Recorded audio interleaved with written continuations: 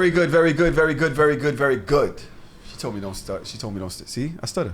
I tried not to, and it just made you do it more. You're gonna get hot soon too. Why? I have that effect of like for real. I think it's that hot ass sweater you No, have. it's not. That sweater. Sitting next to me now, on my right is still Jody, but on my left I now have Vonnie B. Yes.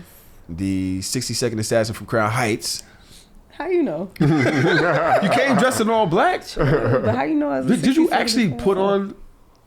What do you mean? Oh, whoa. Yeah, right. See, come on, stay with it, baby. You gotta be sharp. That's what you doing over here? What? I don't know what you're talking about. Come on, we just You met. enjoy Don't do 60 that. seconds? No, but shh. We're gonna talk about that in the next episode, right? We're going on right. another Okay, podcast.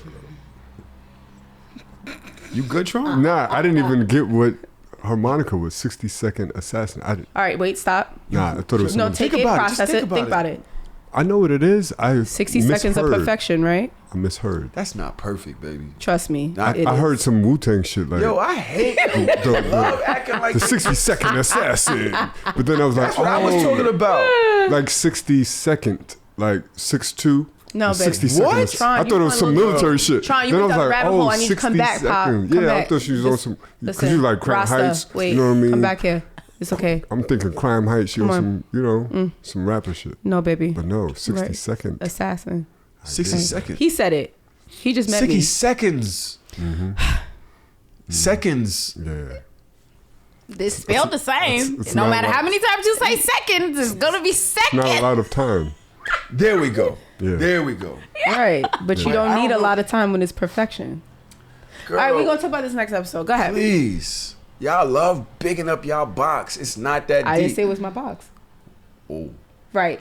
I don't even. All right. Come on. Let's get into See, I got you stuttering already. You know It's what? crazy. Nah, because this actually is perfect for the clip that I'm about to go into. People that talk very highly of themselves. Oh, no, my shit is trash. I just felt like fucking I didn't with even you mean it. just I didn't even say that. But this clip actually went viral this week. Out there don't have chains like mine. That's number one. Let's separate the real from the fake. There's a lot of niggas with chains and a lot of them is fake. None of them are like mine. Let's separate the real from the fake. Most men don't look like me. I'm gorgeous. That's number one. I'm a handsome hustler.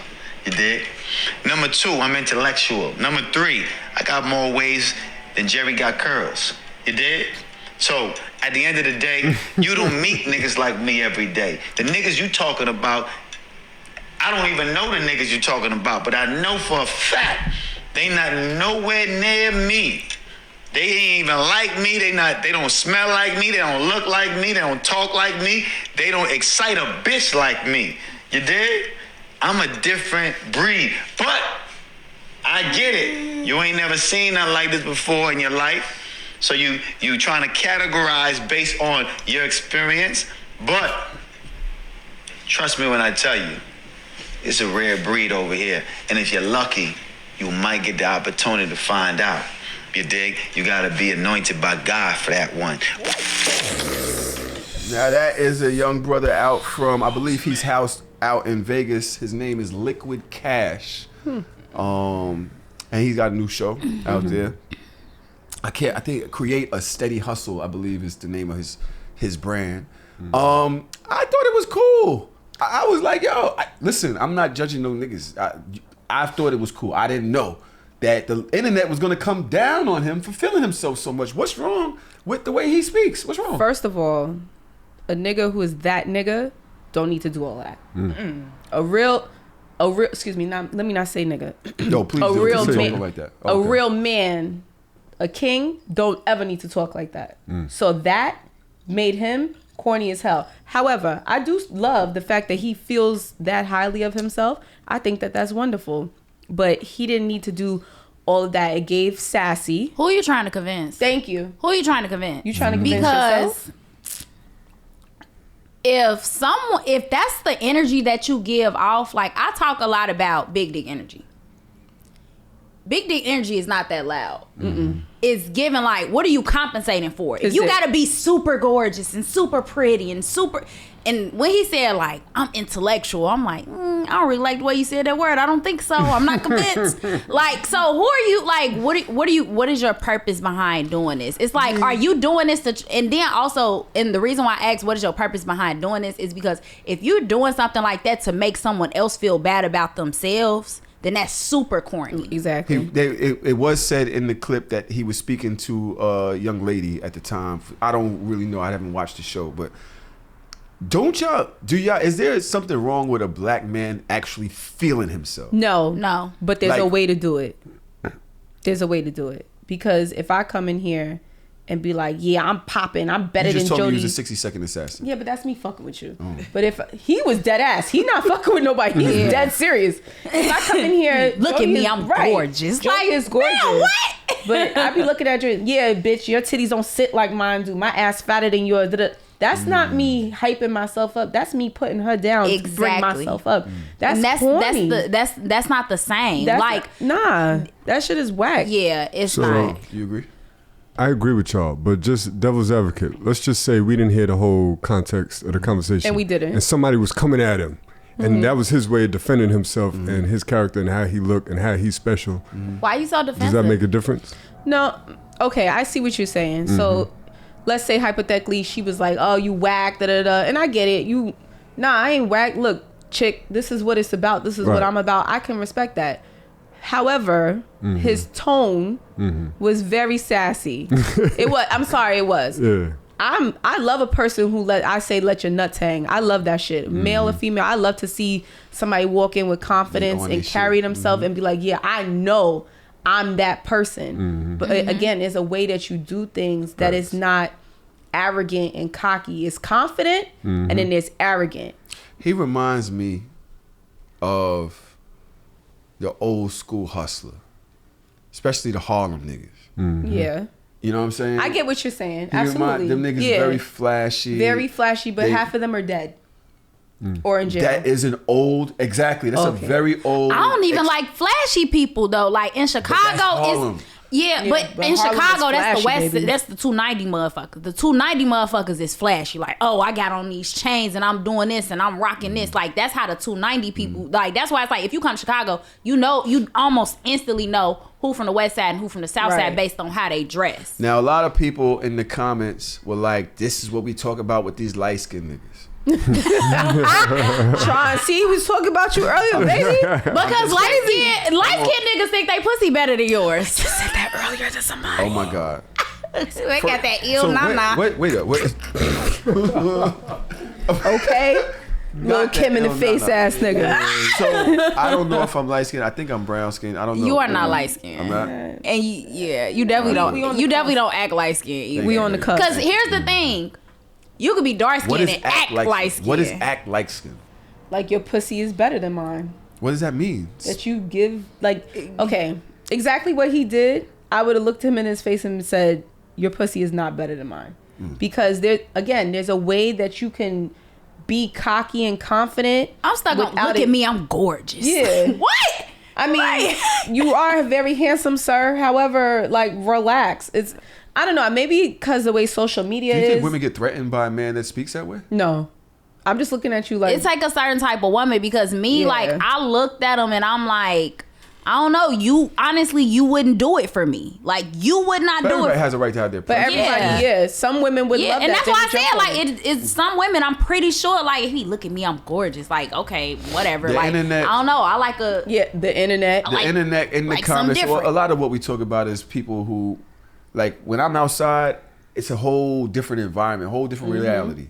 So I always say the internet because these are people who, they in their houses somewhere in Minnesota or wherever the fuck they are. I can't even go by their real opinion. Right. I appreciate their opinion because it helps the algorithm, shit like that. But I don't judge my own behavior based on what the internet is talking about. Right. But what the internet was saying is that he was giving off light skin vibes, right? Yeah. And you guys said the pussy, he's the type to be in the bathroom longer than the women, and all of these things, and he needs a certain type of treatment. Which led me to another post that begged, why do females prefer dark-skinned dudes over light-skinned dudes? Because they taste better. All right. Okay. Too much? Just like, Coming in hot. what you talking with? Yo, how am I supposed to even shut? I don't even know what else to do. It does seem that light-skinned dudes get a lot of the critique nowadays. You know what it is? Back in the day, being light-skinned and curly hair, or the good hair and stuff like that, it was in for male and female. DeBarge. Yeah, I'll like be sure. To be light-skinned, people were bleaching their skin because they were like, "Yo, if I'm light-skinned, I'm that person." It's colorism. That's what it comes down to. It's like you associate lighter skin with softness, and you associate darker skin with like being harder. Yeah, right? But that's like an imprint we've had from the age of time because of slavery and all that. Decades and decades. Of course, it's evolved. And people say like, "Oh, you acting light skinned. You acting like you better than somebody. You a house nigga." Like it's all of the exact same thing. It goes back to slavery. So you finna say like, "Oh, like all right, you light skinned. You don't want to get your hands dirty." Type. Versus like, no, he finna go out there and like get it out the mud. Like it's literally how we've been constructed. Like we've been programmed. It's colorism. Yeah. Isn't colorism a certain thing to keep darker skinned people down? Like can it be applied to light skin? Like being offensive to light skinned people? Absolutely. Yeah, it go both ways. I think that's what she's saying. Yeah. She just said a light skinned person not even back in the day, but still even to this day, there could be a woman who's gorgeous and dark chocolate skin. And just cause she's dark skinned, you'll hear you pretty for a dark skinned girl. And it's like, no, she's beautiful regardless. Y'all know each other? No, but I guess we're This gonna be is friends crazy. after this. Nah, like but that's the world that we live in. And then you have like, all right, people want to automatically assume that if you light skin, you're better. You're beautiful. Like instantly, you light skin, I don't even gotta see how you look. You beautiful, right? So it's like, why does something have to be earned more when you have darker skin? Yeah, absolutely. My best friend, she's chocolate. I love her skin. And as we were growing up, she was pulling niggas right and left, but they were like, "Oh, your friend is light. Come, I want to talk to her." And I would be like, "Ill. First of all, I don't want to talk to you." That's number one. And to me, I felt like I wasn't that cute when I was younger. I had like a thing about me, and I was always like, "Oh my God, her skin is so perfect. She got these dimples." Like to me, my best friend is just like this chocolate beauty queen, and she's like, "Oh, The world didn't treat her that way though. Right, which is crazy because she is gorgeous. Right. Like gorgeous. No makeup, no lashes. She is fire. That natural goddess energy beauty. And it's just like, yo, how you gonna be like, oh, you beautiful for a dark skinned girl? It's like, no, she's gorgeous. Trom, you quiet over here, so I'm gonna go into the next part of this, right? Do y'all think, if y'all saying it's colorism about the way the bad look on light skinned people, right?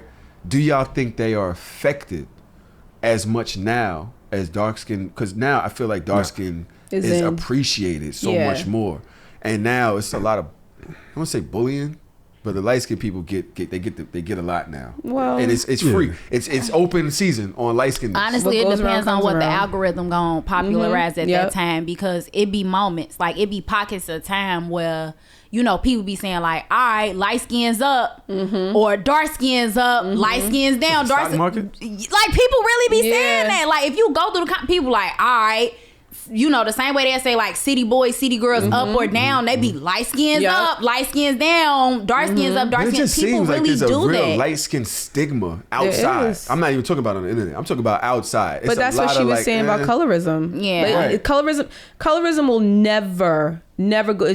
Racism, all of that. It's never gonna go away. Because it may be like suppressed, but and it's like you got to think about it. Like if we gonna go ahead and go back to colorism and where it originated, you have this thing where it's like, all right, you got the light skins that are in the house. So now I'm feeling some type of way that they're getting this different, better, preferable treatment, right? Because lighter skin is associated with being closer to whiteness, closer to rightness, right? So it's literally decades of us being like, no, we supposed to hate each other, and it's fucked up.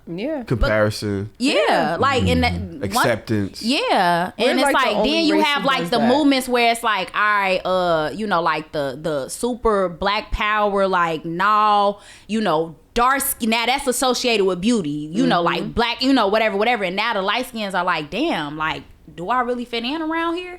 But do the light skins take on the being that you are in the house and you are allowed in certain jobs and you are able to pass as white sometimes? How does that affect their mental towards their blackness? Does it?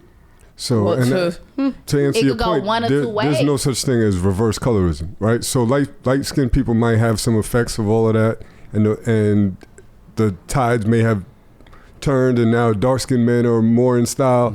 But there's no reverse colorism because That's my point. they're not afforded the.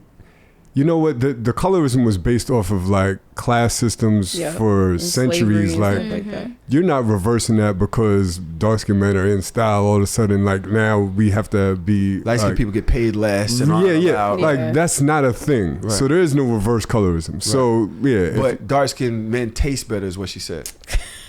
Is Because they do. So- they look like chocolate, therefore they taste like. every time I don't know what to say every time she says it, but I'm like, okay, so how does that affect the psyche of the light skinned dudes? Is the bullying affecting them, or is it just like, oh, get over it? You was allowed in the house longer than us, you'll be all right.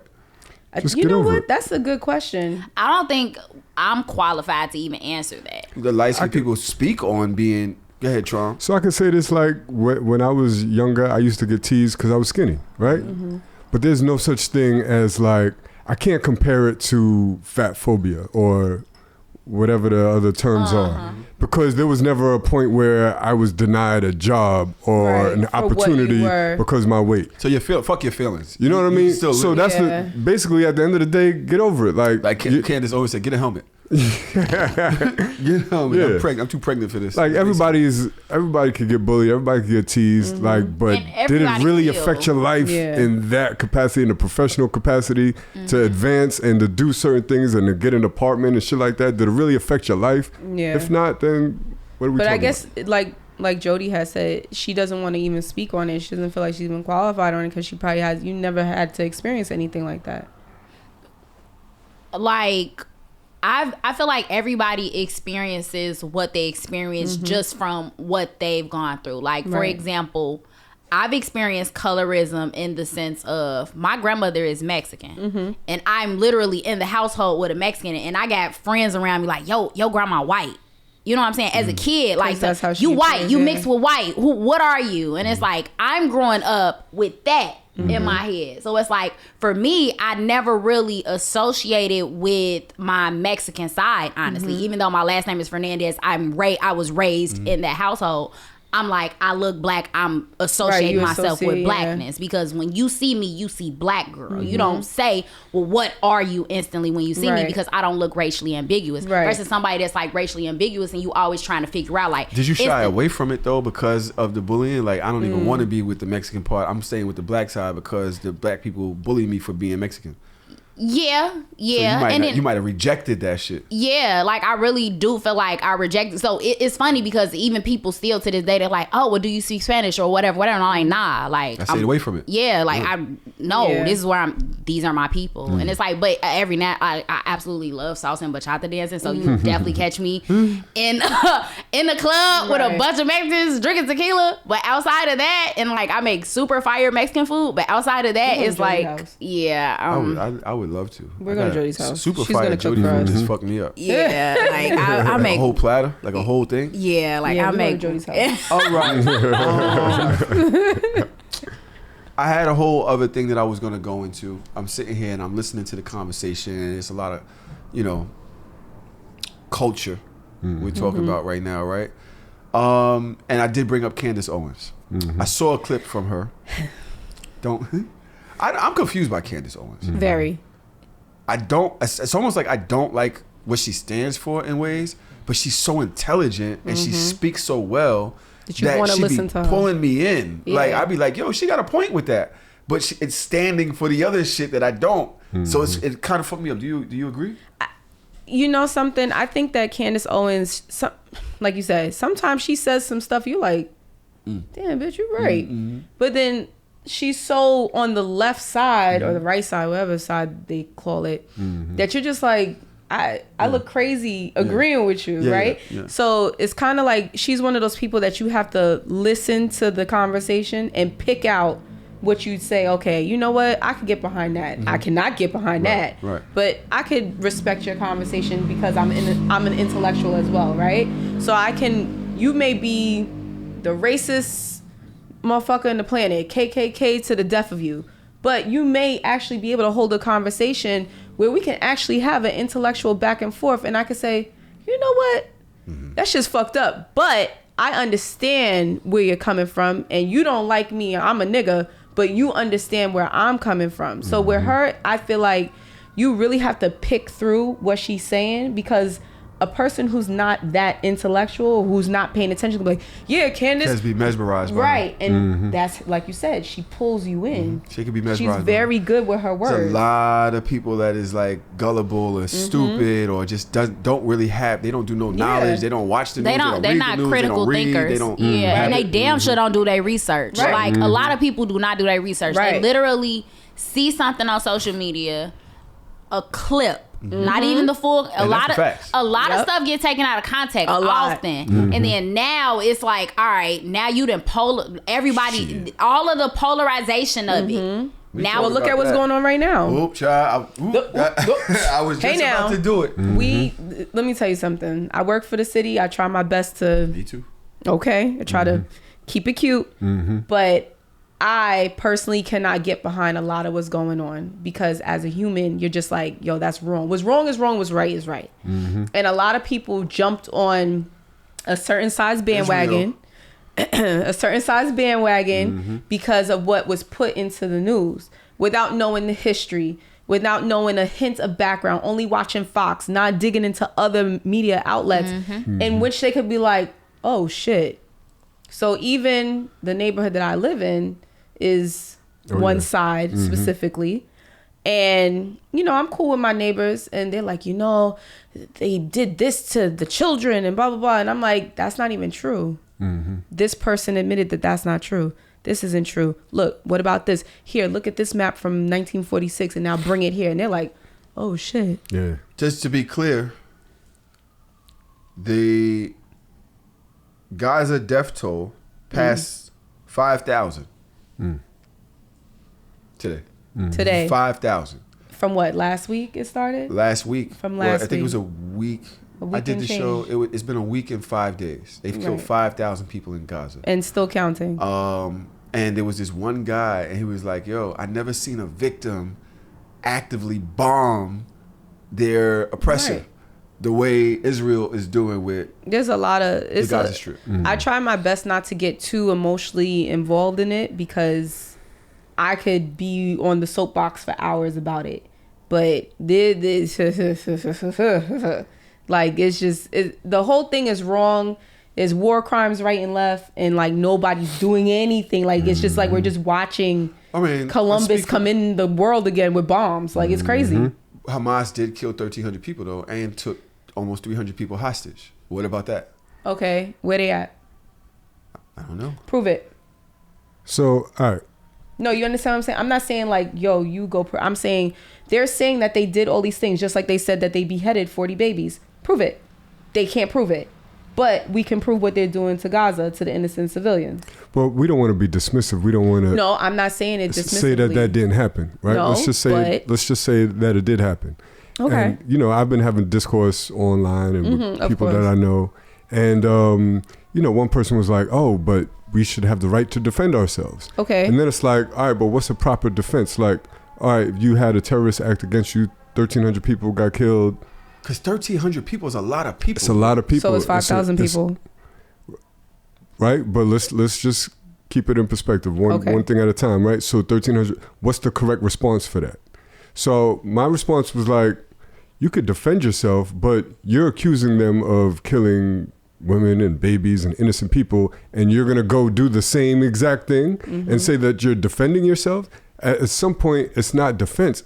And then on top of that, you have to look at the military and the capabilities. What's a proper defense from an elephant to an ant? Like, you know what I mean? Like, You come in with guns and they got rocks. You don't need to do all of that. And you defending yourselves against who? You might not even be killing Hamas. You just killing random people.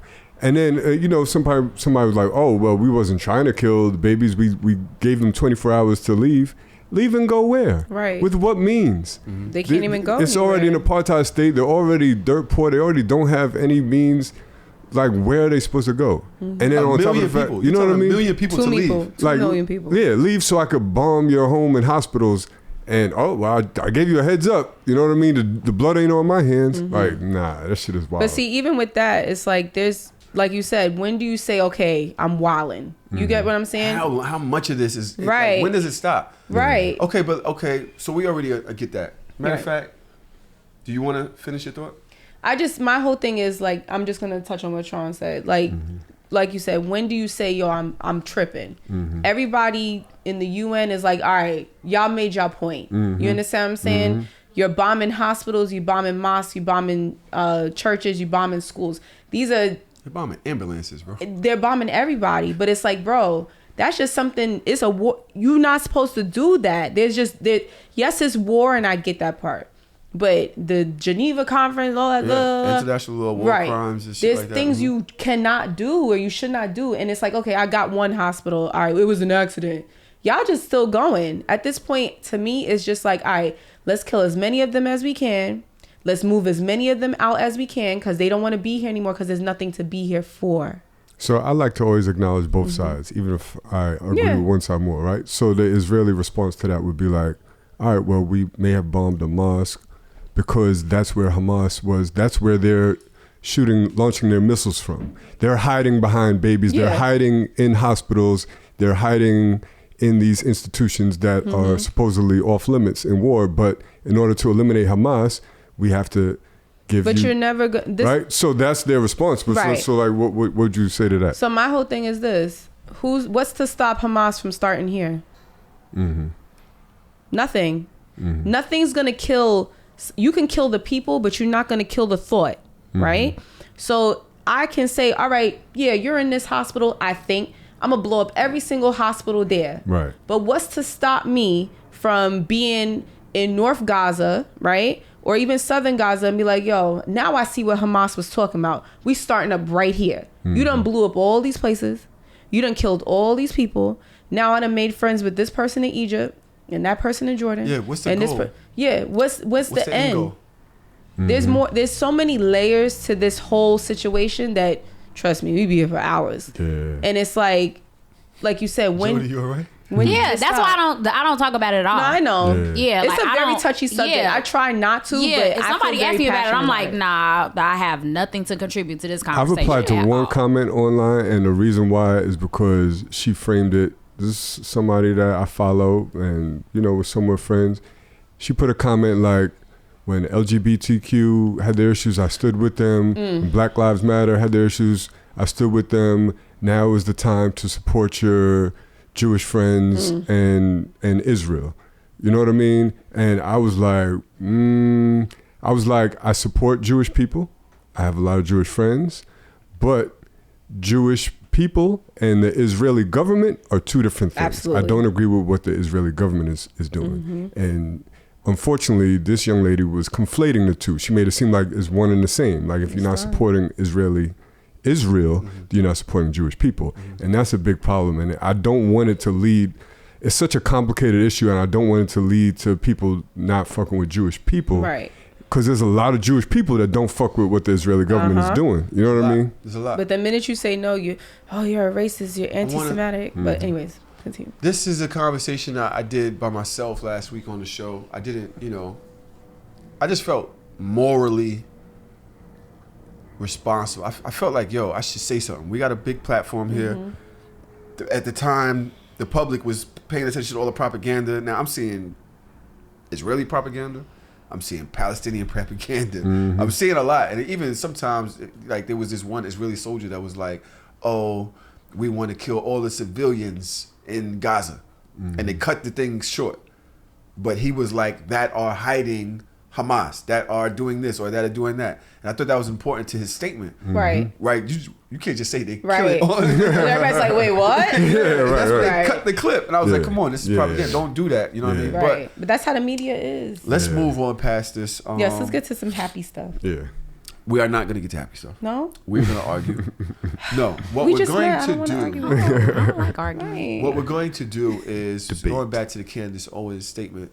And part of me, y'all, I still have a little bit of that bronchitis, but Oh, definitely thought you were going to say the vid or something. nah. I was negative for that. Thank God. I actually wanted it.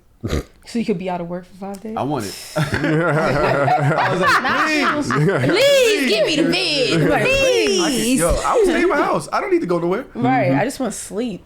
And have The some clip peace. that I have, I want to play at the end, maybe. Let me read my note real quick. But the question that I had are for everybody in the room. I want you to think about who you are as a person. I want you to think of all the different versions of you, all the different hats that you wear every day.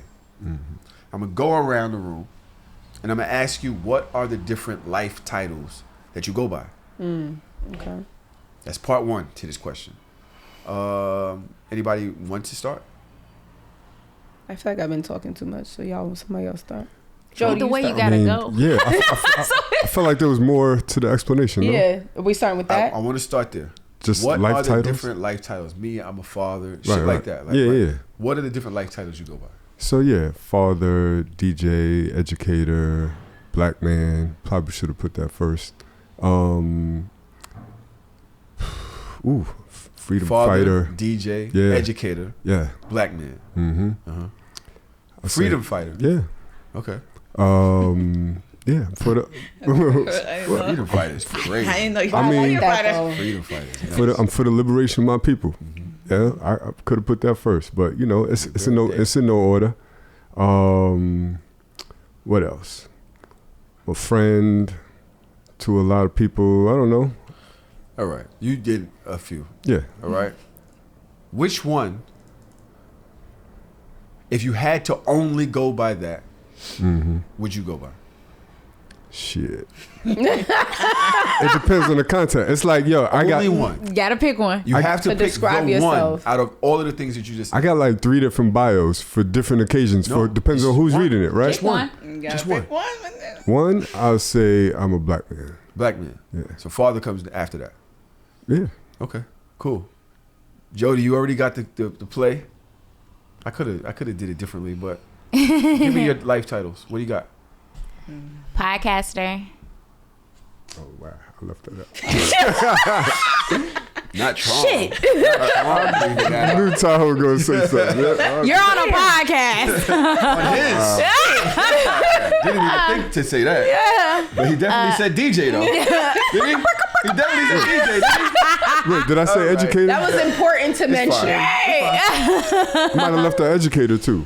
Right? No, you said You said educator. You educator. definitely said educator. All right, Melly, I heard you.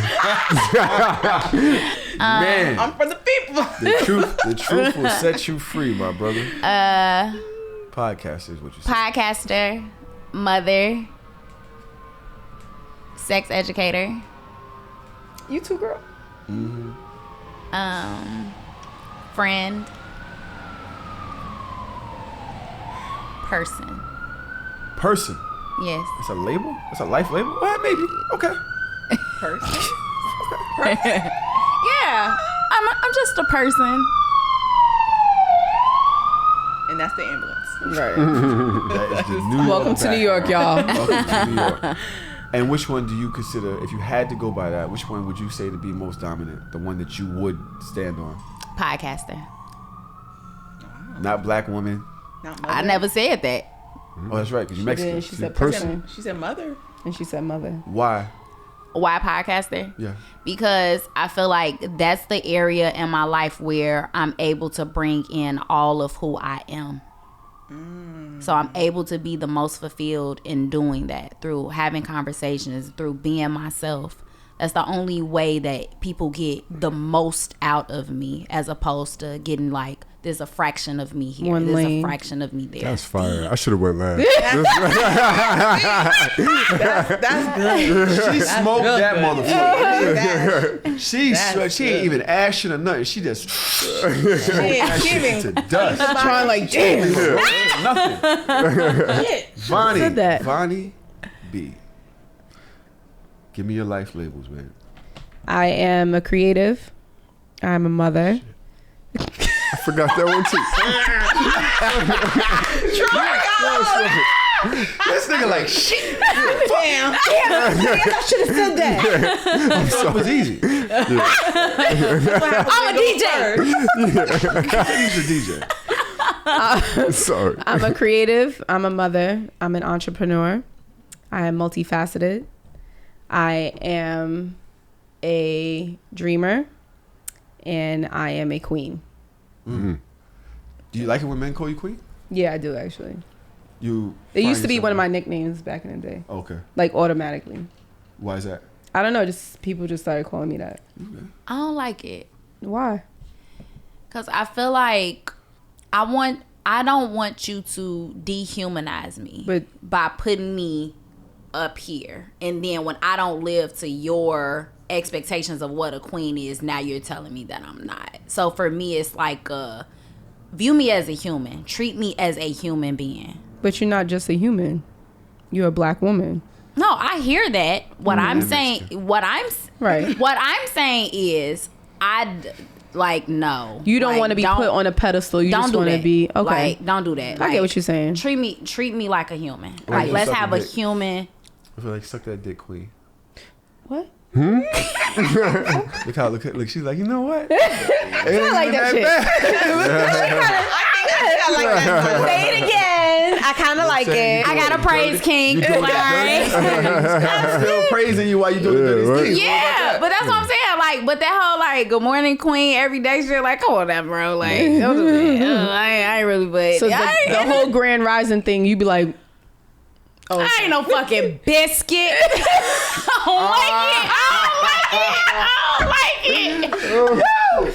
I like that. Like, you trying to pop me in the oven on fucking 400 degrees, I'm straight. No, don't do that. Yeah, Hold on. like, I want to hear Vonnie's dominant. I want to hear Vonnie's dominant. Which one she would choose to be her main or only label that she would have to go by for the rest of her life. multifaceted. I don't like that one Why? because I don't feel like it's a. I feel like that's a characteristic. I don't feel like it's a Title. title. A title. Okay, so I'm a creative. A creative. Why would you choose that?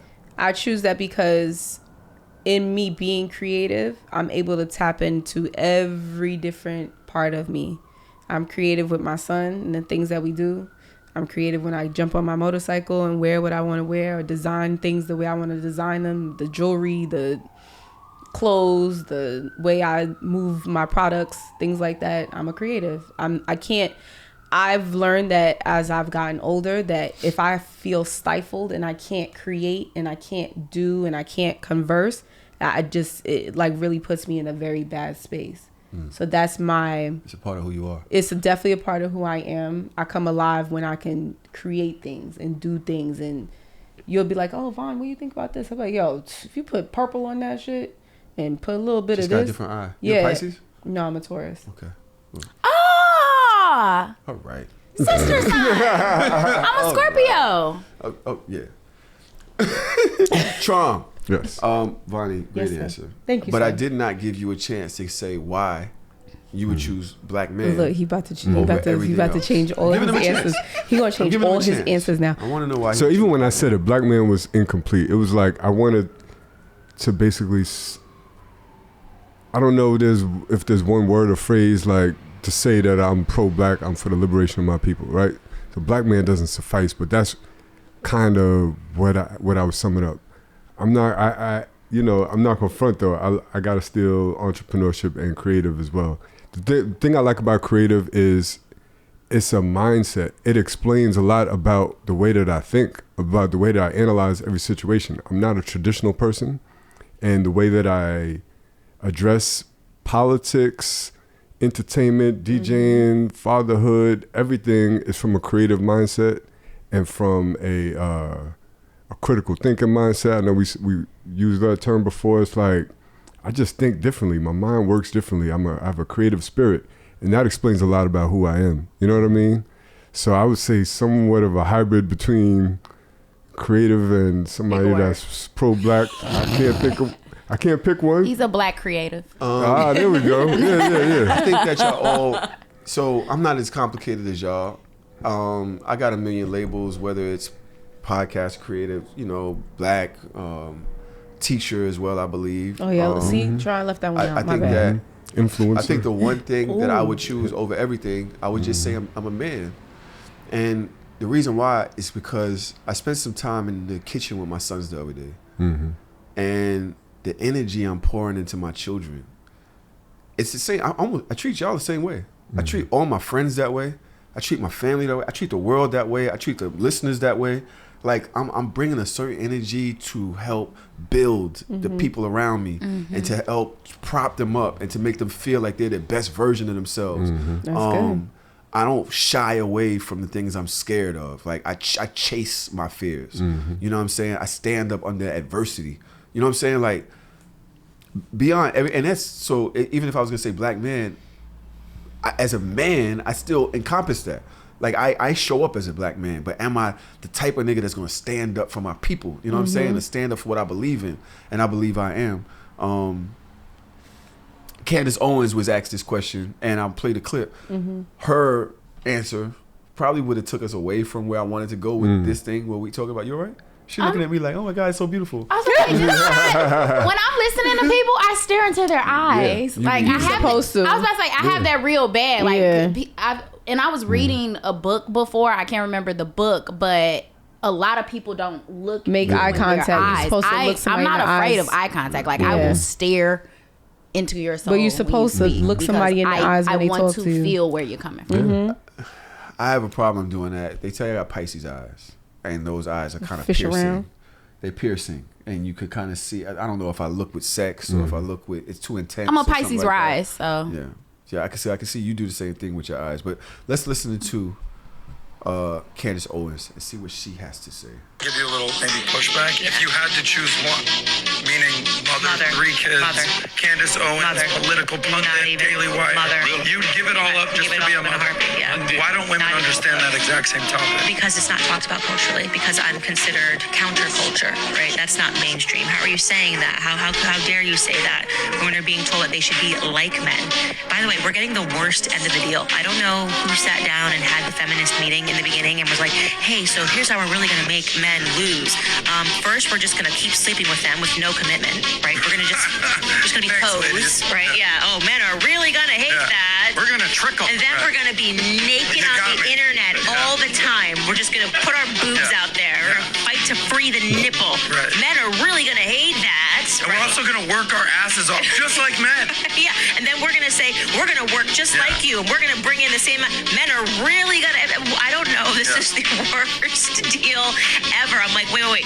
Do you mean to tell me that there was a time where we got to just be at home and cook and hang out with other women and raise our kids and somebody ruined that? Bring me that woman. Do you think, like... And on top of that, men get to compete in your sport. Yeah. And that's okay. That's noble. That's noble. I'll give you a little... Ladies, We're all so like, y'all huffing and puffing. I'm gonna leave y'all the floor. Please let me know what you think of Candace. Okay, this is what I find problematic about that. And people often talk about the feminist movement as if like, all right, the feminist movement happened and all women were like, let's go to work and let's do this to piss men off. That is not what happened. That is not what happened. There was a separate movement called the womanist movement. And they were very clear that we don't want to go to work. We want to stay here. We want to stay in the house. This is what we think it means to be a woman versus a feminist who just wants to be treated like a decent human being. There are a lot of women that literally, in order for you to sustain life and just live, you had to be with a man. It didn't matter if he was beating your ass. It didn't matter if he was cheating on you. You have to be with a man because you cannot work. I want to be able to go out and get a job so that I don't have to worry about getting my ass beat by this person at work 12 hours and then now he drunk and he beating me over the fucking head.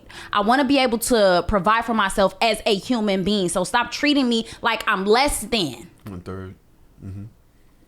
You want equal wages. You want yeah, like come on now, like treat me like a human. Don't treat me like a woman, because in a patriarchal society, women and men are not equal. So if you treat me like a woman, that means that you're gonna treat this man right here and you're gonna treat me down here. Treat us the same. Or yeah, Vonnie, I'm here. This is what we was talking about earlier, right? Candace Owens be saying some shit, and you be like, "Yeah, girl, I'm all right." Then you be like, "See, you like went over here, and we trying to stay here, and you just." But do women agree though? Like, you know what's funny? I understand that you guys may be different, but do women really agree on these topics? The gag is, I still look.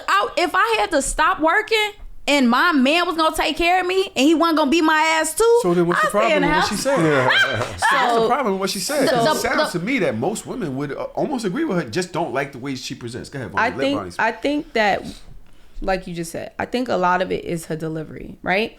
So I said it earlier, she has a lot of points where you're like, yo, I see what you're talking about.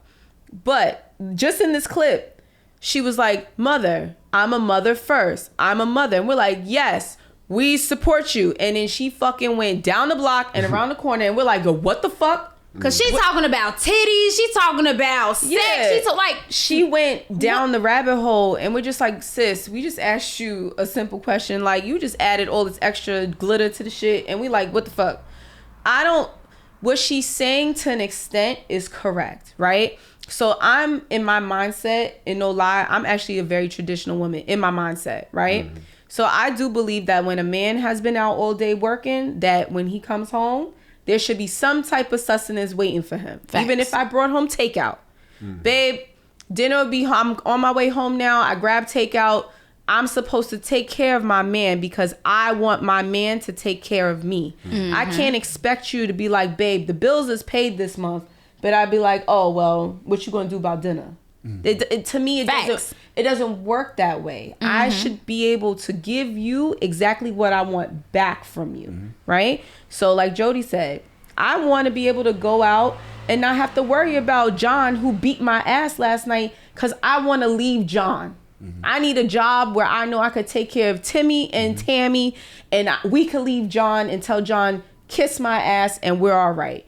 But if you're not looking at me as an equal, right? When in the work field, not even at home, and in the workforce, I'm not getting paid enough to take care of my family, where I could move my family to a safe space. That's why a lot of people say, oh, well, you know, your grandma and your grandpa have been married for 60 years. Yeah, grandma and miserable.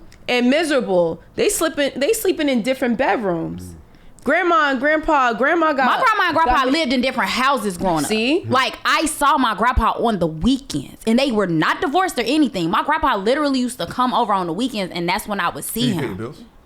Yeah. He still paid the bills at grandma's house? See? Yeah. But he had Miss Shirley, and then... and then, you know, she had Mr. John. You understand what I'm saying? But in this society nowadays, social media and all of that... us staying with somebody who's beating your ass just because they pay the bills, everybody's like, girl. Yeah. Nope. When back then... depends on how much he's making. True, but still, even then, a lot of time... Okay, another story for another day. But back then, a lot of the women didn't have the means to be able to provide for themselves and their children. So, like Jody said, they were stuck in a situation that if they were able to go out and get a job as a judge or, I don't know, as a manager or whatever... and get the pay same as a man, they could have removed themselves and their children from a situation that wasn't healthy and it wasn't good. But instead, poor grandma got to stay with grandpa who been whipping her ass since she was 20, all the way till he died. And when he died, she's like, damn, I'm so glad he died. And you're like, well, damn, grandma, why didn't you leave? And she's like, yo, I couldn't. Right. And we don't understand, because nowadays You get me, a woman is like, yo, I'm out here making 6 figures. What you doing with yourself, sir? You understand what I'm saying? And back then it wasn't that way. Has the roles changed now? Or even like, so boom, right? I'm at tonight's Conversations live show last night. Me and too. You were there? Yeah, I was. You was in the And front? I was around. We'll talk. Anyway, so did you hear this? The girl, first of all, the girl with the 7. Yes, and she's Chill. a bad motherfucker, Chill. I spoke to boy. her too, but we ain't gonna talk Okay, about it. okay. I'm actually gonna have her on the show. But You should. I saw her at the end. I told her, I said, you are gorgeous, baby. that was you that walked up to her? I Yes. was standing there talking to her. You were? Oh, that was you. Hey, friend. Yeah, I You walked really in- cut me off in mid I conversation. couldn't help it Tell because this girl. I It's didn't 3,000 people. Me and this girl spoke last night. I do not know this woman. I didn't even That's know hilarious. this. Sorry. But That's see, crazy that's fake. how she's here. That's crazy. That is See? crazy. There's 3,200 people there last night. I'm talking to the girl. She comes up in mid conversation. Excuse me, I just want to let you know you are beautiful, and said a couple things, and they walked away. And it was Yeah. me talking to them. It was me. I went Didn't with even my notice me. friend, That's crazy. and crazy. she. So we might as well touch on it. This lady came up. She was asking a question. Host the show then. So- Look, you can take a week off No, too. I want you to host the show. Do it. So she came up and she asked the question, and she was like, "Can you find love after having 7 children?"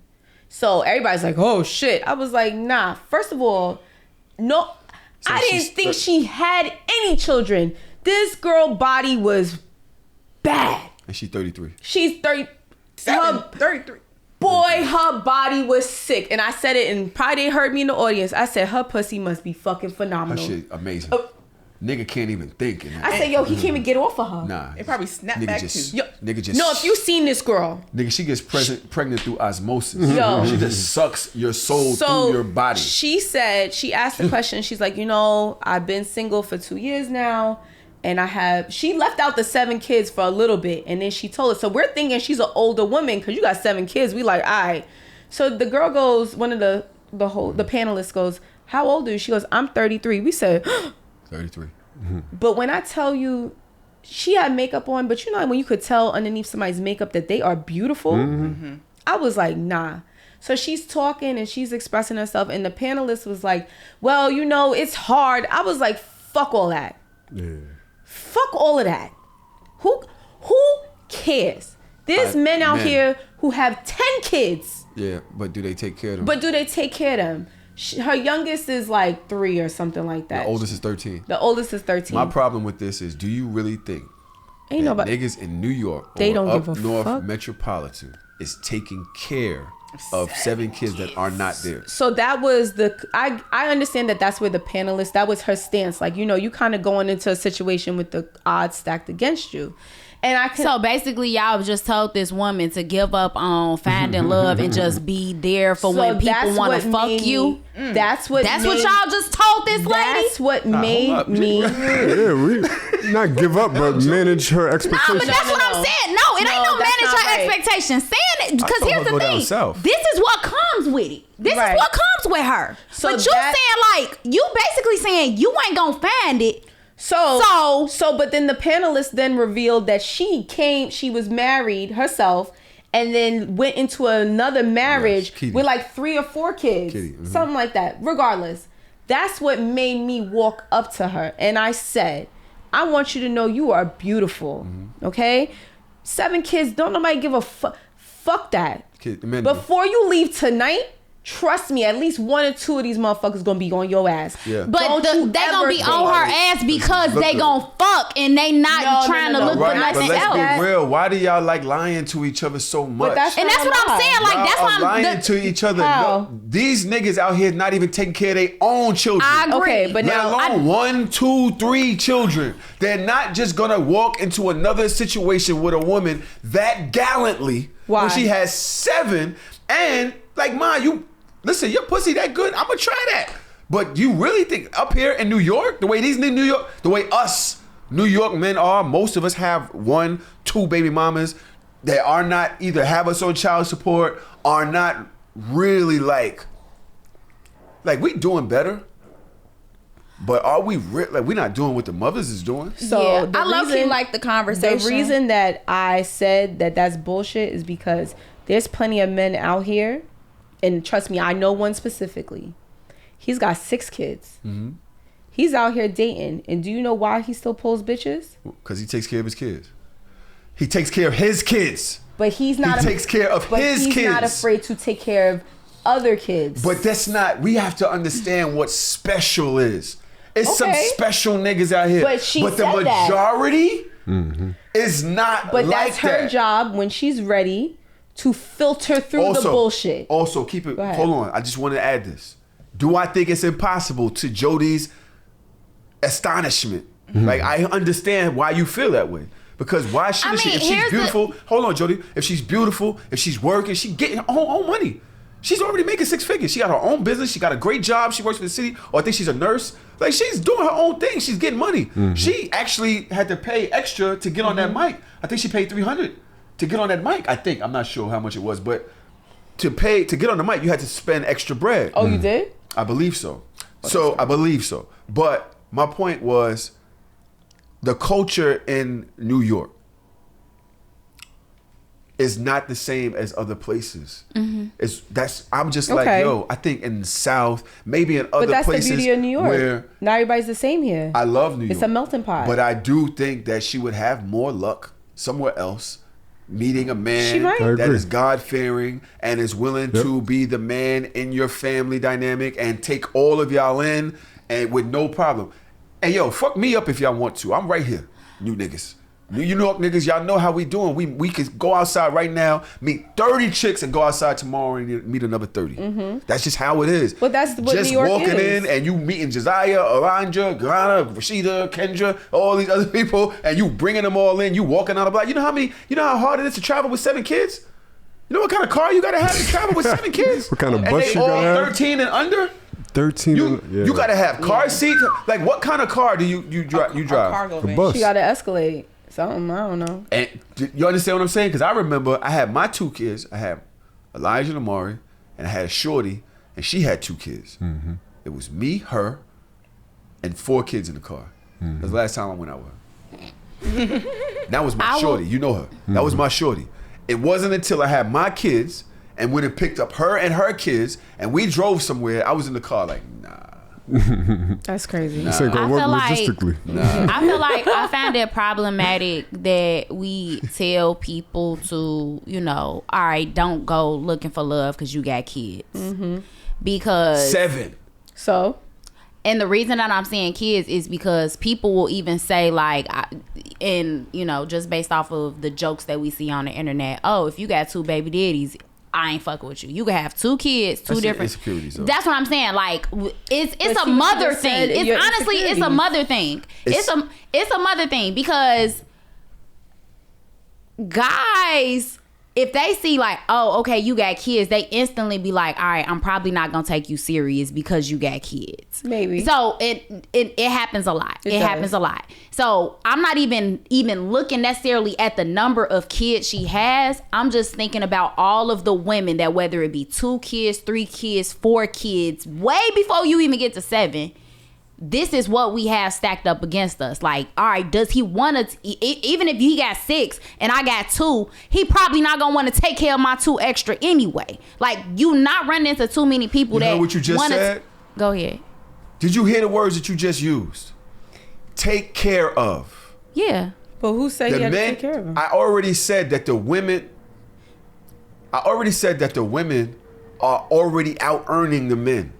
I already said that she's already doing mad good. She got her own business. And I'm not even talking about from a financial standpoint. But you have to, because you have to understand how men show up in relationships. I'm going to play devil's advocate, right? I understand that. I understand that. Let's say that, all right, she don't need your help financially. You still have to have the mental and emotional capacity to deal with these extra people that do not belong to you. So now, hold on. That's taking care of somebody too. Let's tap onto that, right? You just told me, I didn't know her financials, but her financials, let's say, is better than the person that she really likes, and he likes her. That's too. the next leg of this conversation, right? And she says, "Baby, I don't care about your money. I just want to know that you emotionally and mentally and physically, fuck the financials, can be here for me and mine."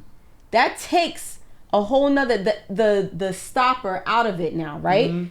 Because you're not thinking about how men think. No, trust me. Y'all are talking about the facts and the logic of it and the math, and that sounds great. It does. We also have to think about how men's dick get hard at the end of the day. You're right, because a man wants to feel like a man. However, she meets, let's say hypothetically, she meets a man. She says, yo, your money is your money. I got my kids, right? When we go out, we do whatever, you could take care of that. Just listen. I'm listening. Right? She has now removed that burden off your back because you don't gotta worry about them. I don't know, her baby father is a fucking millionaire. Yo, they got $1 million, they do whatever they want. I'm just saying. If you with me, yes, they're here, but you're with me. So your 100K that you make and my 300K is irrelevant. You make more than enough to take care of me. Yeah, if you want to buy them Christmas gifts, cool. They're good. They're here, but they're good. I just need you physically, emotionally, and mentally. And I believe that is it sounds so great, right? But existing as a man around a woman that needs things and you are not able to provide it but she don't need nothing. Resentment. I was about to say she is gonna need it, and them kids gonna need it too. Go ahead. Y'all the logic that y'all make as women is great. I will bow down to it. It's great. I'm not in opposition to any of it. But as a man, I'm telling you that you're asking us to understand y'all more than y'all are willing to try to understand the men. And that is why a lot of these relationships is not working, because you're not seeing what makes him what drives him, where his frustrations come from in that. You're like, whoa, these things are taken care of, or I'm doing this and we supposed to be doing it together. That's not how we move. You have 7 kids. I can't have you always doing it all. A lot of times niggas don't get married because they can't afford the wedding or because they can't afford the family. Because I cannot provide the crib. Because I seen what your father did for your mom. I seen the life that you had. I'm not going to take you and put you in my fucking apartment. A lot of times niggas is trying to figure out how to be the man you deserve and will wind up treating you like shit in your view of it because he knows he cannot do what he wants to do by you. So, I agree. Tron, what do you think? I agree wholeheartedly with what Tahoe's saying. And Jody, I just want to say, like, we're not saying that she doesn't deserve love or she can't get love, but what I'm saying is it's okay to manage her expectations. It's okay to be like, all right, it's going to be a tougher road for you versus if you had no kids. It's just different. Like, it is what it is, right? That's just reality. You need to manage her expectations. Tahoe made a good point. He was like, yo, there's a certain type of man that she's going to need to find now. So your options are going to be a little. I'm definitely not saying that. Your options may be a little bit more limited, but now you got to be a little bit more deliberate with where you're going to find love.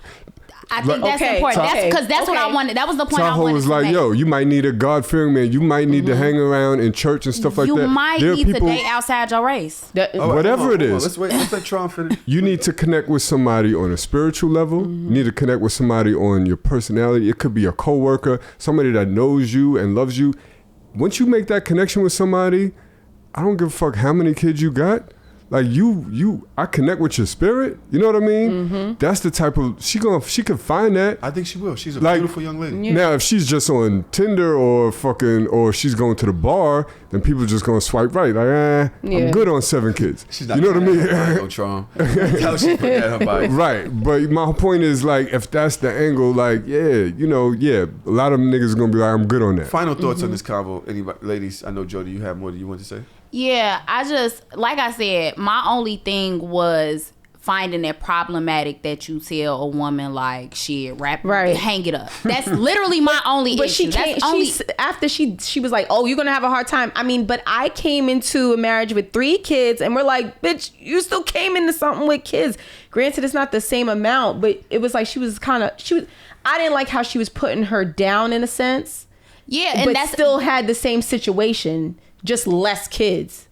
Yeah, like that. My whole thing is It was bad. I don't think. Yeah, she was. I don't think whatever advice like I wasn't there, but I'm pretty sure whatever advice she received was probably not like It wasn't. Yeah, It wasn't progress. It did not make her. We knew at the end of that she walked away like, damn. exactly, Yeah. and that's what that's why I said that. That's all of And that's my what made me reaction. walk up to her, like, because yo. I feel like that's what we get a lot of times as mothers who are, because they quick to tell you, well, go work it out with your kid's father. Yeah, And they You know what I'm asked. saying? You said that. And that's what I'm saying. Like, if it was gonna work out, then it'll be working out. Why am I She here said asking that. for advice? Like, She said that. She said that because the lady asked, right? She was like, "Oh, so where's his dad? Where their dad? And is it?" Then that's what set me off too. She goes, "Were they all with the same man?" And she's like, "Yes." All of them? All of them, girl. All 7 was with the same man. And then she said, "Well, where is he?" And she said, "When he left me, he left the kids." So it's literally her holding down these 7 kids by herself, which we were like, damn. So when, granted, she had a point, but She showed me a picture. I was like, oh fuck. But when she had a point, but as she kept going, we was looking at her like, bitch, don't talk to her like that. You understand what I'm saying? Like when she walked away, we were like, nah. And that was that's the what end of made the me show. walk up. That ended the show. That ended the show. like, And that's what made me I don't walk like up to putting her. down people. That's why I'm going. Right. Anytime someone like I don't have 7 kids, so I don't know what that feels like. Mm-hmm. But I just know, even for like when people literally look at single mothers, there is a huge stigma associated with that. When it's like, look, if it didn't work out, it didn't work out, Right. and I have my baby, and it is what it is, and I take care of mine. Mm-hmm. I'm gonna stand on what I stand on. And hopefully I find someone that can accept this situation. But it's like, I don't know. I just My have a closing problem with putting statement to down this women. is one, I do want to say, speak up for Kitty. That is not a situation that comes with an easy answer. No, absolutely not. It's easy for us to look at the people trying to give it that are up there to give life advice and be like, you ain't gonna help. That's all you Right. got. We're at the end of a 3-4 hour show. She comes with this bombshell. Yeah. And it's like, We were fix like- my life. How you help me, Howard? And they're like, 7. Yep. Everybody was stuck on the 7. We're like, there's more to the 7. But she's gorgeous, 33. And I spoke to her as well. I was like, yo, maybe go down south. Definitely find somebody that's into you spiritually. You know what I'm saying? Yeah, absolutely. I said all of that. And, I said we could speak some more. And she, I was like, yo, follow me on Instagram. And she was like, no, I just give you my number. I was like, no. Don't need your number. I'm not I'm joking. You funny. Honestly, she was an amazing young lady. She's an Yeah. amazing young lady. One thing that you brought up, Vonnie, and we just went right into it is what it is. We're here. The difference between how women show up in a relationship when they make more money than the man.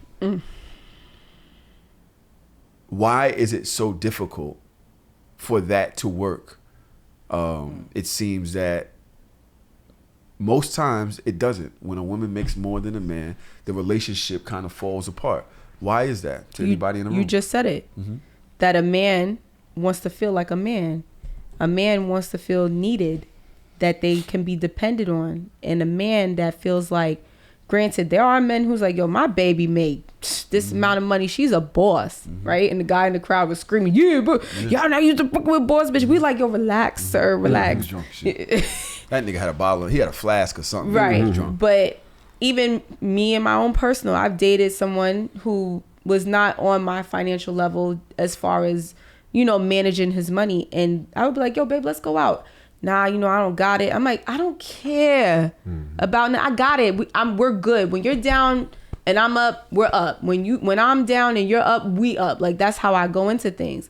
And it really messed up our relationship because he felt like His less ego. than. Yeah. And I was like, bro, fuck all of that. Oh, we can find dates and shit. And we live in New York. We could walk down the block and catch a vibe for free. Literally. Like stand outside in the park and catch a whole vibe. Did he have money at all? Or So- was he down on his whole shit? He didn't have the money that he felt he should have to take care of me. Were we talking about 30, Was he making 30,000? Was he making 60? Was he making $1? He was making more. He was actually making more than I was making. But he had more But bills. I just was able. No, he had less bills. But I just was able to. I'm able to manage my money in a different way. Women always. I don't know what the fuck. How y'all be doing that? Because we're women.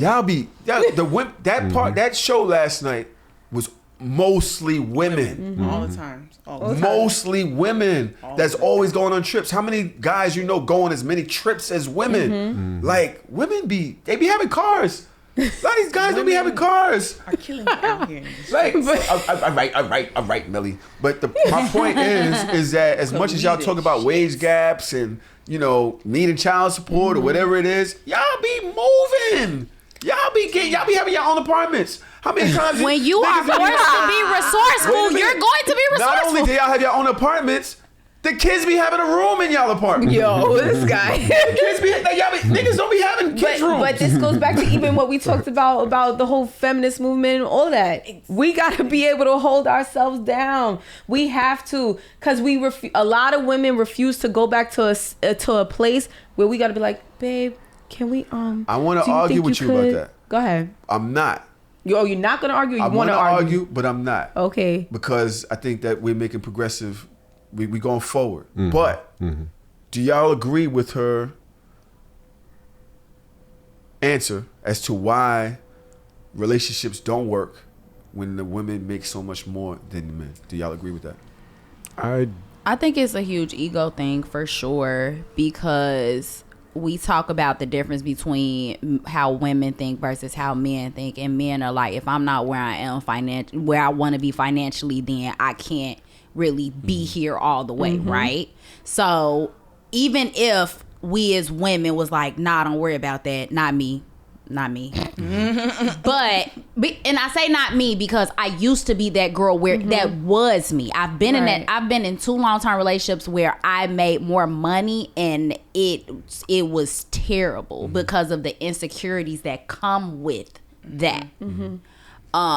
So I definitely think it is a issue of the ego, which now it's like all these other issues that are brewing up that I didn't know was gonna be problematic. Like, again, you said like, oh, men have to feel needed. This is why a lot of women end up getting cheated on, and they making more money, and then they end up cheated on because now it's this other person that makes probably less than him, and she making him feel needed. Trump, what do you think?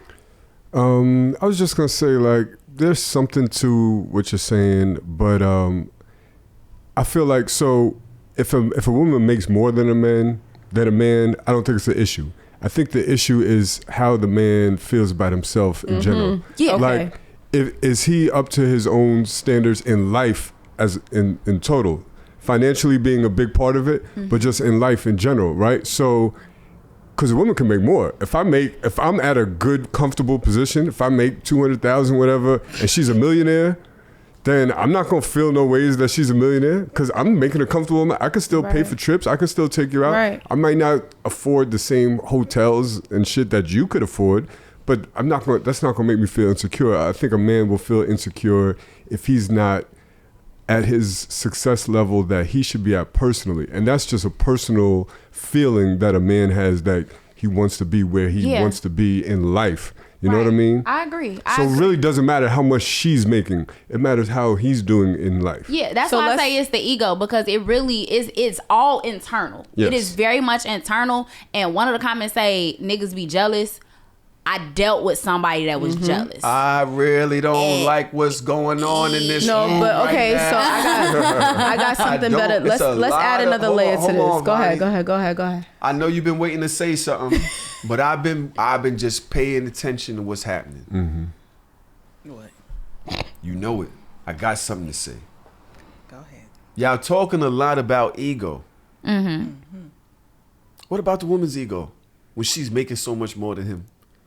Does that not affect it at all?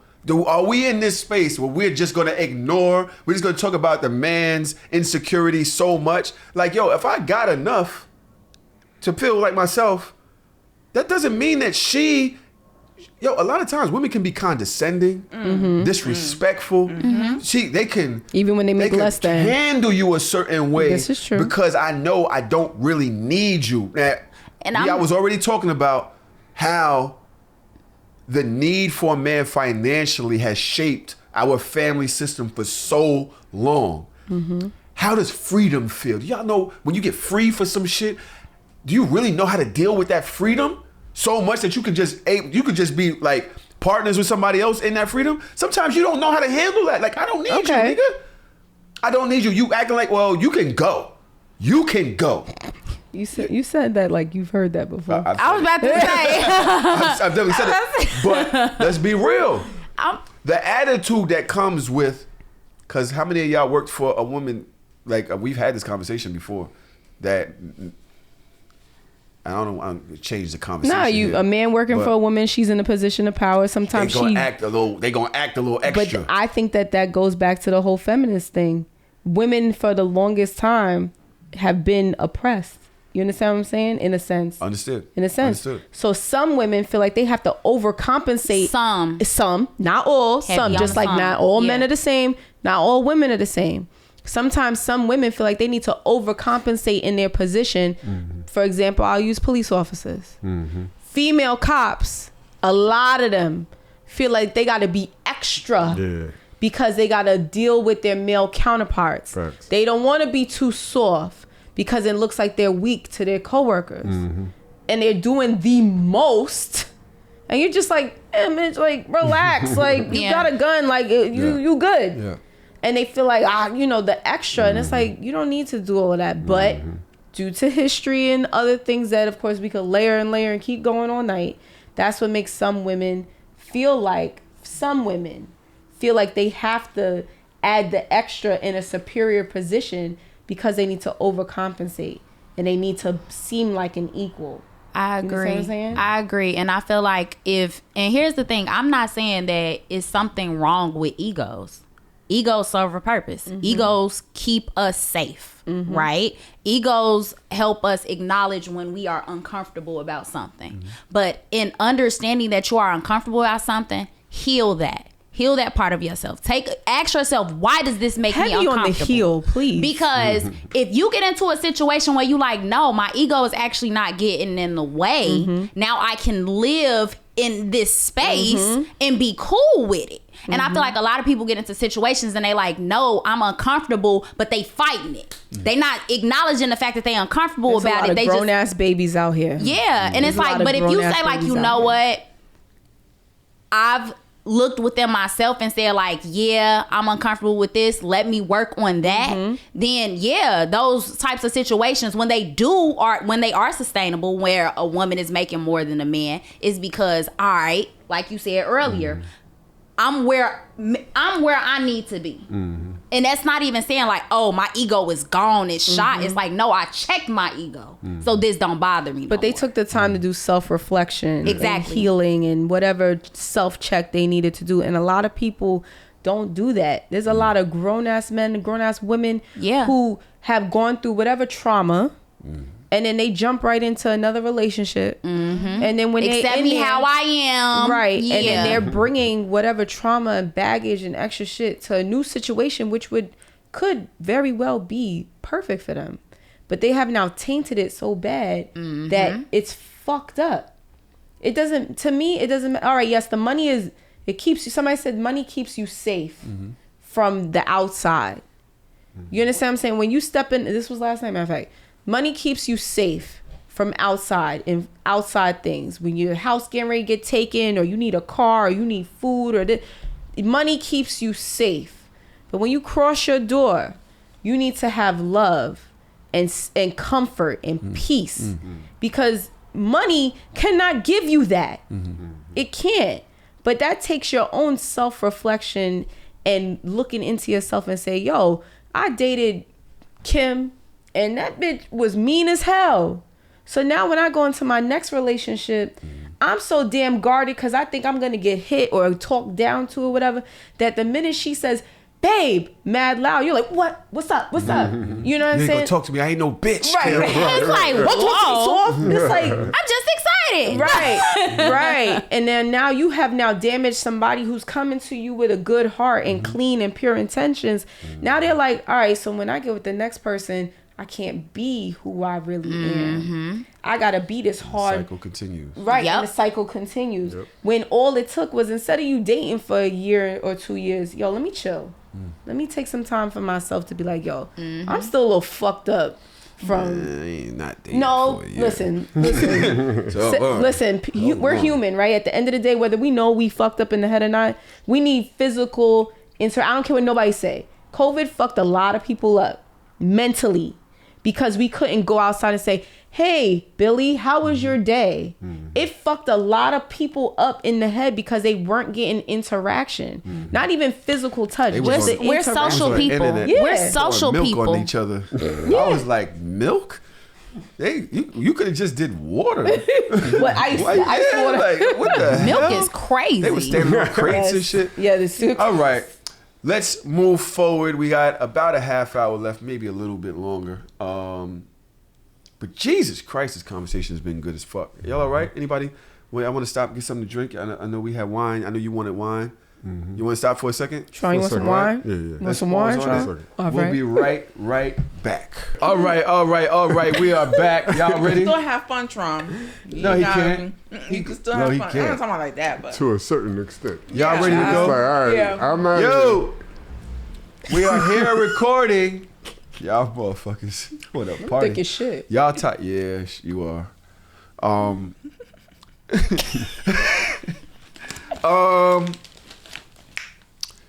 Jody, you triggered me a little bit. I triggered you. You fucked it up. You Jody. triggered me a little bit. I have a clip here. When we were speaking about something, the young lady with the 7 children. You mentioned dating outside her race. I actually have a clip here that I wanted to speak on. I wasn't sure if I was going to do it, but now that we're here, look at SZA. Look at SZA bent over like that. I don't know why she. Yeah, you see. I love her. Why did she do that to us? Why did she do that to us? That's the best BBL I've ever seen. Son, That shit why is- did you see this? No, I When didn't. she did that video for the I think it was for Snooze. It was a video. I was gonna say, but does this surprise you? Because all of her videos have a very specific now she No, she's been doing it for a little minute. Like she randomly I'm gonna twirl on a pole. This song has nothing to do with it. son. Yeah, she does that all the time. That's why I'm like, I'm here for the Scorpio I energy. love Yo, her. I don't It's fuck what like it she has talking nothing about. to do with sex. Yeah. make it about sex.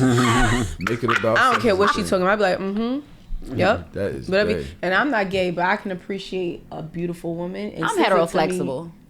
Say what? Heteroflexible. Like, please. No, not right now. Not right now. not right now. All right. That sounds like some shit I need to know about. You know what? All right. Tell us what heteroflexible is. I'm not bisexual, but I dabble in pussy. Heteroflexible, like my heterosexuality. My heterosexuality type of shit. is flexible. I like that too. Yeah, But it's like the vibe got to be right for you to go. Yeah. That's how, yeah. Not Pasta you be straight until it's dabbling in wet. some Pussy. All right. Welcome back to So Shameless, y'all. Jody, yeah, bring her back. Welcome back to So Shameless, y'all. Let's keep in mind these mics are hot. And I wanted to tell Jody, I ain't like that shit. Okay, that's And fine. this You ain't gotta like it. is why. What if a black woman says, I don't want to date. I don't date white guys. Well, that's why you on the dating apps now and you are looking for a long-term committed relationship and potentially haven't found it at 36, 38, 40, 42, 45. Now, I'm not saying that your husband is white, your husband is Hispanic, but your unwillingness to open up, your unwillingness, and especially if you're a Christian, your unwillingness to show God, show the universe that you're willing to do the work, to expand, to try something new, to be flexible, maybe the reason why you haven't found the success. I'm not saying that white man is your husband, but your willingness to try something different can open up the door to maybe trying the next time a black guy who is a little bit different than the packaging you thought he was going to come in, but he is your man and he's your husband and is meant to be. She ate his ass. So up. what's the problem? She ate his ass up. I don't know. I know how I feel, and I'm not sure if if I'm valid. Like I feel like y'all push each other to date outside your race. But when men do it, and you know, obviously when men do it, there's a certain level of, oh, I don't fuck with black women or whatever. I hear that stigma. I hear that argument. Me personally, there's a certain set of guilt I feel when dating somebody outside of my race. Like, I don't feel good doing the one finger with you walking down the block holding doing this? a girl, walking down the block. Nobody knows where. You know what I'm saying? I feel there's So a hold my guilt hand, babe. there Hold my for hand. there's a guilt there when I, you know, even play that game. Like, will I beat? Yeah, I'll beat, but it'll be on some like, we ain't going out like that. I'm not sitting across from you in front of, first of all, older black women or black women my age. You know what I'm saying? There's a certain set of guilt that I feel there, and that could be a personal thing. I'm not asking anybody else to answer for my guilt, right? But I don't understand why it's so easy for y'all to push each other out to do that. And here's the thing. There's a difference between me telling someone to be open in all of the possibilities than pushing them to explore one specific possibility, right? So, for example, if this group of people does not want you, why would you keep going back to it? That's not fair. So that's not fair. That's not fair. Life isn't fair. Because it's a generalized statement about all black men. No, and that's what I'm saying. Like, so you got to go through all of the black men in the world just for you to be like, you know what? Isn't that what everybody's doing? Go where you're celebrating. Everybody's dating all of the people that they're interested in until you find that person. Everybody's doing it. Yeah. Why is it just about us and being black men that you're focusing on? Like, I could do the same thing, and if I said it, it'd be fucked up. No. Well, here's the thing. The issue comes in when date who you gonna date. I didn't say black men ain't shit. Woo woo. I'm not saying none of that. A lot of the people on the internet, they be saying like, this is why I don't date black women. They are worthless. They ain't shit. This is what they're saying. I have a problem with those types of motherfuckers. But if you say, no, I actually expanded my horizons and I tried something different and it worked out for me, by all means. Yeah. That's all I'm saying. Don't feel like, oh, I have to narrow my search because I'm trying so hard. It's such a double standard, Jody. I just said that. Because you got people out here that are Black Lives Matter. Black men, Black Lives Matter, making songs, doing charity, all of this. But he's got a white wife. How can you be pro-black if you have a white wife? They don't talk no shit about nobody down. But because you lay next to a white woman every night, it's something wrong with you. And that's a problem too. That is they are projecting their bullshit onto that situation because I'm not gonna say that just because somebody dates outside their race that they not pro-black. That's two things can be true. Two things can be true. And I feel like unless someone very specifically says something that now you like, no, I'm anti, we cannot just assume like I don't believe in grouping all people that date outside their race. It's like, oh, you hate yourself, you hate your mama, you hate this. Come on, fucking period. Okay, because make sure that the men is in there because the men. Like I said people. What did I say? I heard. Right, because you just Jody getting ready to I was get just your trying ass. to make a statement because the men are under a lot of scrutiny. They are. When it comes to doing that. And I'm not talking about the passport brothers. Because they are the ones like, oh, these women here are not this, that, the other. So I hear you, right? I was about to say, oh, I don't see that. Then I thought about it. There's a whole fucking group of niggas that's doing it. DR is lit right now. DR is lit right now. Yeah. But yeah, you And could it's just like- be existing as a black man dating outside your race and women will call you out on it and call you weak or whatever it may be. Yeah, I think so. One of the comments say having one white wife is understandable, but if you only date white bitches, we have a problem. And it's so you only saying like, look, me as a black person, I'm only finna date white women. Like, whoa. If you say it out loud. You know what I'm saying? Like, say it out loud. yeah, like, but sometimes you don't even got to say it out loud. But sometimes that plays into where you were born and raised at. A lot about your environment. A lot of that is, you understand? And then we can even tap into colorism over it. that you'll date a woman that's light skinned, fair skinned because she looks as close to what you know, opposed to the dark skinned woman because that's what you know. I personally don't listen. You want to date Asian, Chinese? As long as the person is treating you right, and you love who you love, and you have that connection, go for it, baby. Facts. Do I like to see a black man with a black woman? Absolutely. I love seeing black love. I love to see it. Love it. However, if that, but I also love. Right. That's where I was going with it next. I'd rather you be with, I don't know, an Asian from the other side of the world, but they love you to your very core, down to your toenails. I'd rather you end up with that and you catch whatever stigma, whatever, from auntie, whoever, who cares?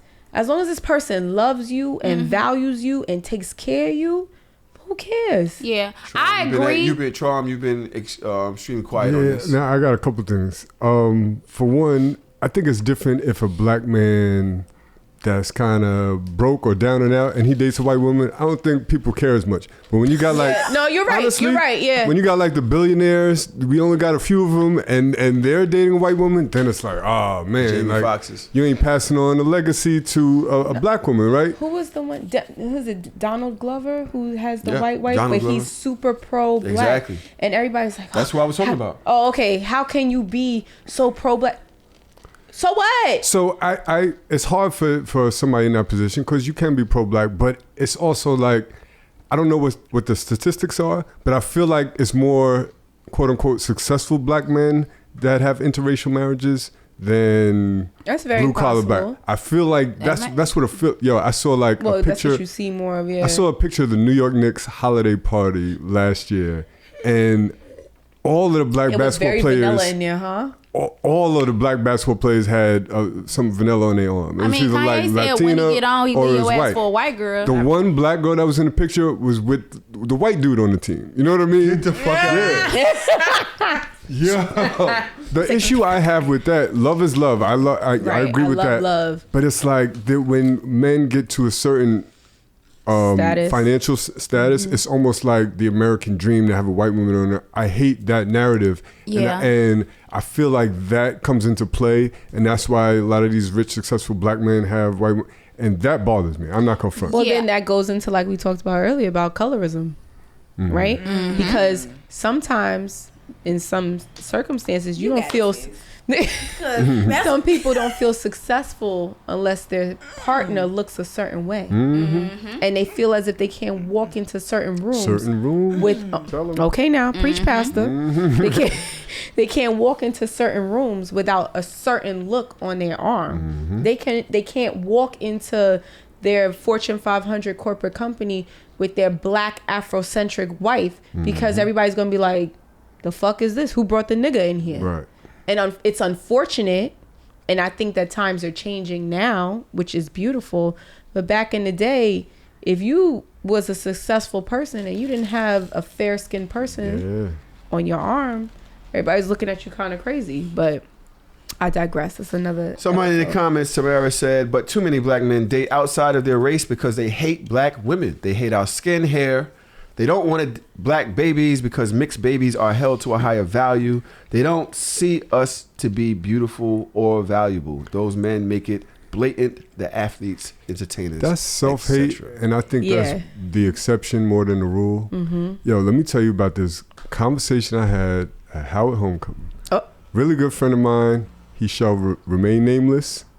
He was like, yo, I love my black women, but I don't want them. What? Right? Because we're at Howard Homecoming, bunch of black people, and he's known for dating outside his race. He hasn't always been that way, but as of late. And, you know, we was looking at him like, you feel uncomfortable here? He was like, yo, I love my black women. I just don't want them. And I was like, what was your turning point in your life? He was like, I don't like the culture. He was like, I don't like the culture of dating that black people have. He didn't even say black women, right?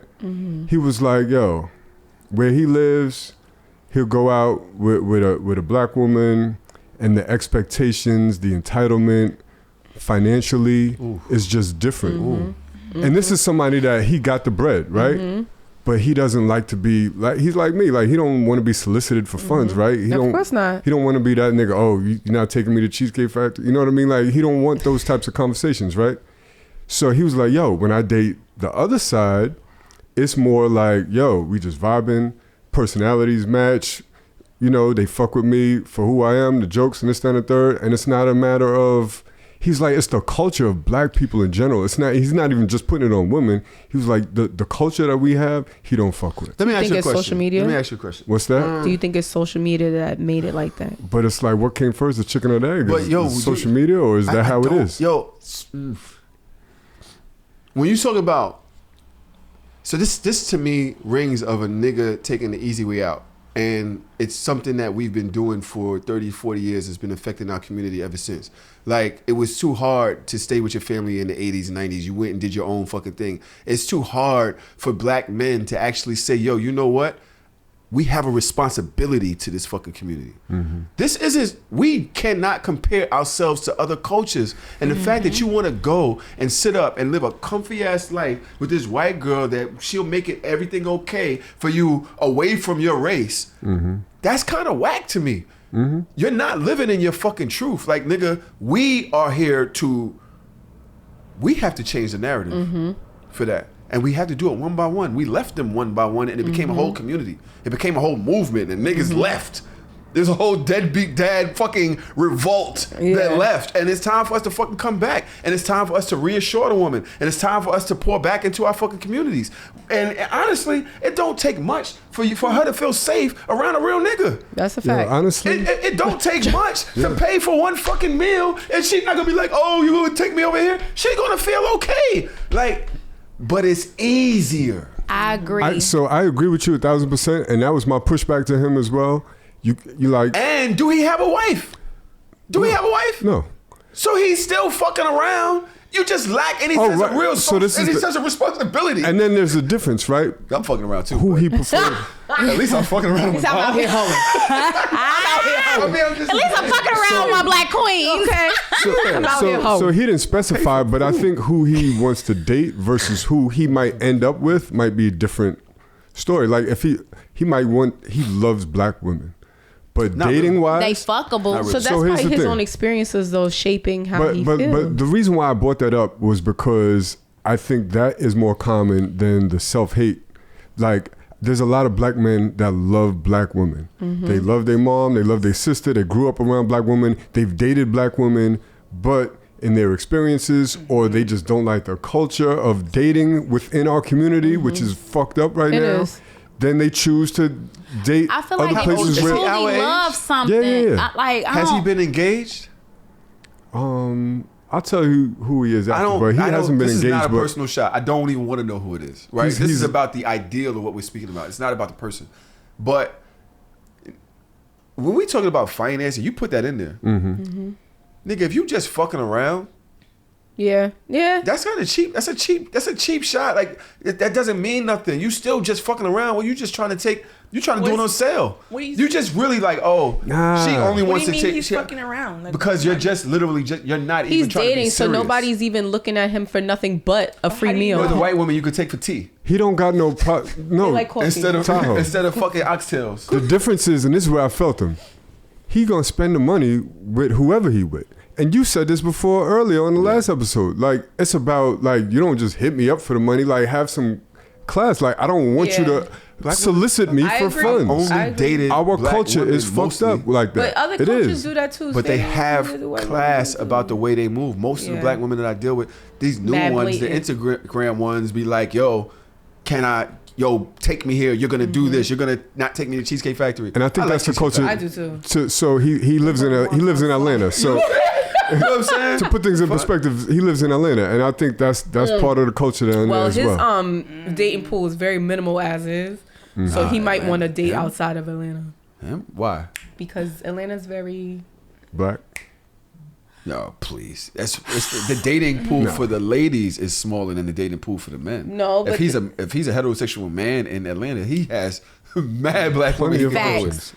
Mad black women that For are- y'all, it's that are fucked up actually out women? there. All right, you know what? I'm not okay. See, all right. All right. I'm just.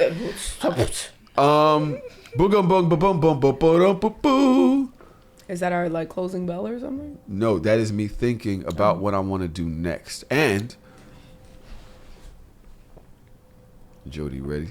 Because you ain't been speaking for a minute, so it's on you. I had something that I was gonna say, but I'm not gonna drag out. Go ahead, I will please. say I like the fact that you brought up like there was a whole movement of men that left because oftentimes the narrative is that we pushed y'all away. Right. And I also like that you said it does not take much to make us feel safe and secure. At the end of the day, Black men as leaders, y'all have to take the first step. You can't say like, oh, she need to beg me to come back for me to come back. No. If this is really where you want to be, then you stand on that shit, and that's how you need to move, and that's how things will be able to change, as opposed to like you said, taking the easy way out and was like, oh, all right, I'm just not gonna do it. And shout out to my friend group. We're all different. You know, the friends that you was down there, we're all different. We all come from different places. But I just believe that us men, there's a responsibility there. Especially, you know, when I was leaving my son's mom with twins, autistic twin children, my older cousin, he you know, I got on the phone with him, and I was just got out of jail. I'm a felon. I just got out of jail, maybe 2 months, something like that. And I was like, I'm just miserable, bro. And he was like, yo, bro, I ain't seen your dad since you was 3, 4. He was like, I ain't seen my dad. You know, we ain't have that. He was like, but bro, we both got kids. And it's up to us to break the cycle, bro. We're about to do the same exact thing that was done to us and that we resent our families for, and resent the women for, and we resent. And he was like, bro, you at some point you got to think beyond yourself. You know what I'm saying? And that's one thing that we wasn't taught because we didn't have men around us. We didn't think about. That. We don't really have to worry about responsibility. We never seen a man have to be responsible with shit other than himself. You know, and at this point in my life, that's when I said I identify as a man. I feel responsible for the people around me. That's good. And I feel responsible if I'm dating somebody. I look at the things that's plaguing them, which might be a fault of mine because being too empathetic can really fuck you up. You know what I'm saying? But I look at the people around me and I look at the things that's plaguing you. I say, okay, you know what? It don't, as Jody said, take much for me to lend the first step or for me to shine a flashlight by where we're going. Look, it's safe over here. You good over here. You know what I'm saying? You all right. Now, if you're toxic she gonna melt. All right. Now, if you're toxic shit, because not all of them do. Right, but I'm saying like if she's someone where it's like she was just waiting on that, she's going to melt. Right. And if she don't melt, then you shouldn't be fucking with somebody like that anyways. Then all right, cool, baby. Boom. Go figure your shit out over there. Now it's funny that we're doing this. We're going towards the end of this. We don't have a cap and no cap this week, y'all. Shout out to Trav. He sent me a bunch of topics, but my boy needs to be able to take care of the things that he needs to take care of. So I put this whole shit together myself. No, he did a lot of the topics, but we just don't have the actual cap and no caps this week. But we do have a clip. And I'm wondering what y'all going to think, because I was in the car trying to put this outline together today, and I heard this, and I actually put Sigh, S-I-G-H, next to it. I was just like, let's see what these young brothers have to say. You hear a lot of people, especially feminists, they say that nobody protects black men like black women. We're on the front lines during protests. That's usually the main thing they use. We're on the front lines during protests. And my point has always been, that's not how you protect black men. That is show, that is pageantry, that is pomp and circumstance. You protect black men primarily in the kitchen. For sure. Just like we talked about last time. Primarily in the kitchen, but also by your actions not putting him in situations where he has to potentially risk his life or his freedom. For sure. See, that part we don't talk about, right? That's very important. That part we don't talk, because just like you said, you go out looking a certain way, because of that you invite a certain type of attention, or going to a certain environment and be at a certain time and you invite a certain attention, and now your boyfriend, your man, your husband, your father, your brothers, now they have to be Captain save you. Exactly. And even if they're completely in the right, potentially risk their lives or their freedom. So I think where we can evolve is instead of thinking about men's requests as some kind of like suppression, some kind of patriarchal, binding of my rights in my hands. No, you're actually protecting him. You're protecting him from a system that wants to use him and wants him in the dirt. You'll hear a lot of people, especially feminists. Maybe I heard it wrong. I'm not sure because a lot of y'all are nodding your heads. Yes. I'm not sure how y'all feel. One thing I took exception to was the main way that you protect him is in the kitchen. I don't understand that statement. Can somebody help me with that? Because you need to take care of them. Taking care of somebody is more than financials. I need to be taken care of on a spiritual, emotional, intellectual, mental level. There's plenty of people who end up with somebody who doesn't have money or the financial means like somebody else. And a lot of people say, oh, what do you bring to the table? I don't have to bring financials to the table. I could have $1 million, like we said earlier. But when you come through the door, you have a fresh house. You have food. You have peace. You have comfort when you cross the threshold. That's me taking care of you. How is that protecting me, though? How is that not protecting you? It's not. I'm not leaving you protection vulnerable. and taking care of is two totally different things. This is how I view literally being in the kitchen. I am providing the things that you need for nourishment in your body to go out and be able to deal with the world. So if I'm, and here's the thing, this is not for the bitches that can't cook. That's not. We're not talking about y'all. We're not talking about the ones that's putting hot pockets in the microwave and cooking box macaroni. We ain't talking about y'all. What we are talking about are the ones that are like, all right, babe, you probably these are the health issues that you have. Now I'm finna reconfigure your whole diet and save your life, literally. Right. I know that you have these issues, so I'm not even finna cook these types of food because you don't need that in your body. I'm finna protect you from the shit that can be your downfall in terms of the nourishment that goes into your body. So that's how I'm protecting you in the kitchen, right? Because he said like, oh, the systems that want to put you in the ground. Think about the different foods that they put in our community, right? The thing, Popeyes. So I'm not mad at him saying that. Also, I like to cook. So for me, feeding people and cooking for people is one of my love languages. If I ain't never cooked for you, I probably don't like you for real. So for me, we going to Jody house. No, like I'm real. Like I'm the type of person that I'll wake up early. Like, all right, cool. Like y'all want breakfast. Like, yeah. Like for me, I totally. I'm not mad at that. That's love. The feminist in me don't be like, what you mean in the kitchen? Right. No, everything ain't for combat. Right. Everything don't have to. We don't have to argue about everything. Thank you, Jody. Okay, cool. You want me in the kitchen? That's cool. I might talk some shit in that kitchen, but I got you. I'm gonna take care of you, right? But I definitely agree with the point that he said, like not putting our black men in a position to risk their lives for us. I personally, being from Chicago, I take that shit to heart. Like I've dated guys that then all right, we young and they gotta go do a bid. Like we ain't even 21 yet. Like and have like. I know what it's like to go out into the world and you don't know if you gonna make it home. So I'm never going to put the person that I'm with in a position to where it's like, now you gotta defend me. And what I'm thinking about it, this is the perspective that I'm thinking about it. You have motherfuckers that lie and say stuff to get like, oh, I'm finna call my brother. They get into it with this guy or whatever. I'm finna call my brother. Meanwhile, you finna still be fucking with this guy after your brother come. Now they get into it and it's a whole issue. One thing about me, I got brothers. I got brothers and I got homies. If I ever have to call them, I'm never fucking with this person again. You know what I'm saying? So it's like that's not a flex for me. Like I'm finna call my woo. I care about these people. So I'm never finna put them in a position to like, now you finna end up in a jam. I'm never putting nobody in a jam, and I take that shit to heart. Yeah.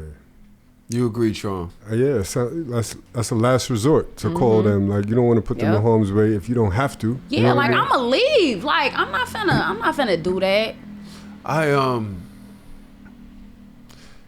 something just bothers me about having to protect each other from each other. I kind of hate. I just really, you know what I'm saying? The fact that that's our real story. We're the ones we got to be scared of. Like mostly, you know what I mean? When we outside, we could be a community. We around each other, and one of us is willing to go the whole route to take everybody, kill everybody in here, because he feels a way. Right. That shit really disturbs me that we've grown up that way, and our insecurities. We talk about ego. Wasn't we talking about that earlier? We talk about insecurities and respect, and we talk a lot of shit on this podcast with the men and the women, and responsibility, and we just got a lot of work to do. I agree. It's a lot of respect that has to be given. It's a lot of looking in the mirror that has to be done. We have to really download some humanity, like sometimes, like really, like heavy on the humanity. You know what I'm saying? Heavy on the heel. Yeah, it's crazy how every single topic that we talked about tonight literally has like crossed back into each. You know what I mean? That wasn't, but I do that. I'm just playing. I'm joking. I am the segue king. See, now I want to fight you. Move. You already know how I think, but I'm not even going to do that because this has been such an amazing episode. I think I want to leave it now. Okay. I think I want to leave it now. I'm going to look. You guys, please tell each other where to find Jody. You're here again. Yes. We're about to have one of the most amazing experiences tomorrow, hopefully. What you doing tomorrow, Jody girl? She going on Horrible. I'm going on Horrible this Are you, bitch? Oh my God.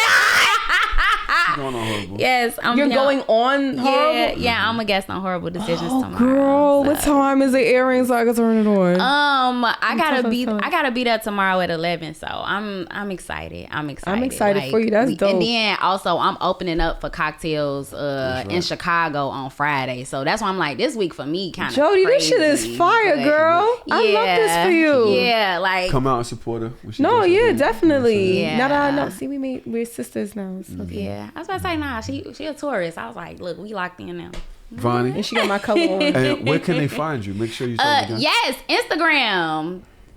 Instagram is where I be at, y'all. Like, if y'all don't really know me, don't go on Facebook. But Instagram, Jody Provocative, JODYPRHOEVOCATIVE. I spell it with a hoe in the middle. I caught that. Everybody got a little hoe in the middle. That's a fact. I was wondering where the H came from. Nah, that's not how you spell provocative, girl. But all right, I spell provocative with hoe in the middle because I feel like if people just embrace their inner hoe, like they'll be able to just like really live life on the like. You need to put really that. Go you need to for put it. that on a shirt. Embrace your inner hoe. Everybody got a little hoe in the middle. Yeah, no, like that's literally like the intro to my show. Like. Spelled word. Put it on a shirt, bitch, and sell it. I got you. I got other shit on. I got other shit on shirts for sure. But Vonnie, where can we find you?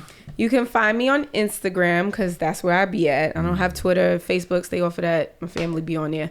But you can find me at Vonnie _B VONNIE _B, and then all my other pages, Timeless Pleasures, where I sell my adult toys. And Unicorn Gang, those pages are there. You can click on the links and find me. No, why you ain't come on Hardest Off yet? Because, we'll talk about it later. He was saying to come, and then he was like, oh, I'm going to let you know, and he ain't let me know, so I guess now I'm coming. All right, yeah. All right, great. Definitely. Wonderful. Definitely. We'd love to have you on He did want me to come, though, and I was like, yeah, I'll come before I do, like... I want you to come, too. That's where my head went. Cause I'm like, he wants you to come. But you said it. I mean, I make sure I do that every day, but that's another story for another day. 60 seconds or less. Hello, period. In and out like a Cub Scout. We're gonna leave y'all with this one. We're gonna go out on jokes. Mm-hmm. All right. Now, this guy, I seen this clip on Twitter today when I was looking for some content, and the only question I have is, would you be mad? Find out why. This shit gonna be funny as hell. Would you be mad? With your ID in it, this is the address. So I brought it all the way out here. You live really, really far though, so I just wanted to see if I could take it wasn't 1,000 a year. I counted it, it was only 300. But I wanted to see if I could grab I wanted to see if I could go and grab 20. I just wanted to see if I want to grab 20 real quick for gas, because gas is high. If you see like a little $7 charge on your card, I had to pay my Netflix thing. But I wrote down the login. You can log into the Netflix too. So, but I'm gonna leave your wallet right here though. So it's all good. And I only took 120. I had already these other 220s was already mine. All right, I appreciate it. Leave a comment below if you think this is kindness or stealing. Wait, what?